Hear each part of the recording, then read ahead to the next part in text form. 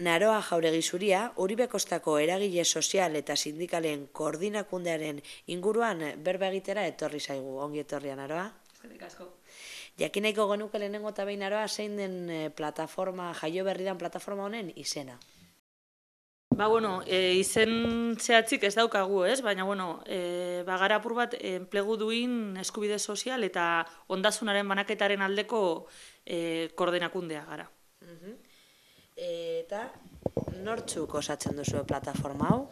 Plataforma osatzen dugu eskualdeko eragile sozial eta sindikalok osatzen dugu. Eta, zehatzago esan da, uste du gaudela Erandioko langabetuen asanblada, Leioako langabetuen asanblada, Berangokoa eta Urdulizekoa.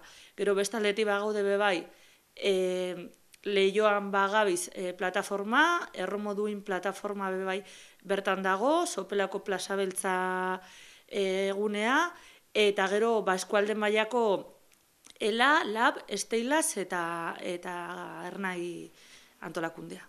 Naiz eta izena nahiko argi uzten duen zeintzuk diren gutxi gora bera elkartearen helburuak, nahiko genuke hemen hobeto azaltzea. Zertarako sortu da plataforma hau? Plataforma hau sortu zen azaroaldean hasi ginen elkarlan batean, eskualdeko hainbat eragilek, Euskal Herriko eskubide sozial eta lan duinaren aldeko martxa pasatzen zelako, eta martxa hori antolatzeko elkartu ginen. Eta horren ostean balorazioa egin genuen, eta ikusi genuen zelan aurrera begira, lanerako aukera majoak sortzen ziren. Eta orduan, berriro elkartu, eta erabaki genuen alde batetik eskualde mailako hainbat lehentasun finkatzea, eskualde mailan lan egiteko, eta gero bestetik bebai, herri mailan egiten dugun lanari oihartzun handiagoa emateko. Hainbat ekintza amankomun planteatuz. Orduan, hori erabaki ostean, eskualdeko diagnostiko bat egin genuen, ikusteko apurtxu bet, zein zen egoera, eta reivindikazio dekalogo bat zehaztu egin dugu. Konta egozu, dekalogo hori? Igual lehengo eta ben diagnostikoaren puntu batzu komentatzea, ez? Gu plantatzen egin dugun irakurketan, ikusten genuena zen, Uribe Kostan azken urteetan, 2008tik 128an igo dela langabetu kopurua. Ero bebai 145 ere egon direla ere eskualdeko enpresetan.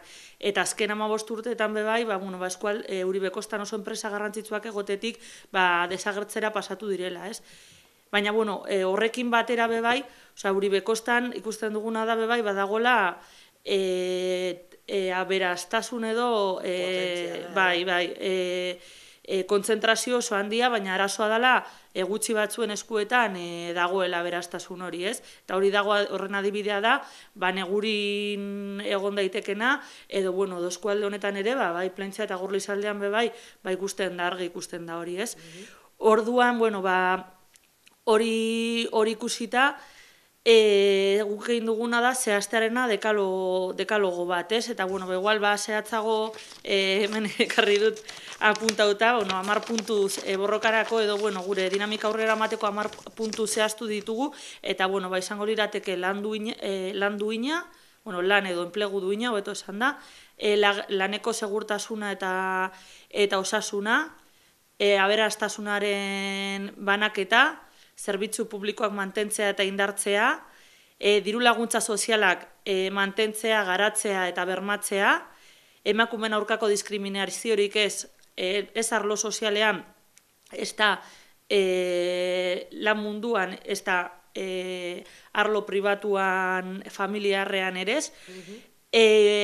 Uribe Kostako iruzur eta ustelkeria sistematikoarekin eta momentu honetan dagoen espekulazioarekin bukatzeko neurriak jartzea, herriko merkataritza eta denda txikiak bultzatzea eta indartzea, etxe bizitza duinerako eskubidea bermatzea eta bukatzeko lan harreman eta babes sozialerako Euskal Herriko esparrua kontutan hartzea eta hemen bizi garelako hemen erabakitzeko autua egitea. Orduan, 10 puntu horiek kontutan hartuta, aurrera begira, dinamika bat atxikimendu, komunikazio eta mobilizazio eta borroka dinamika bat jarri dugu martxan.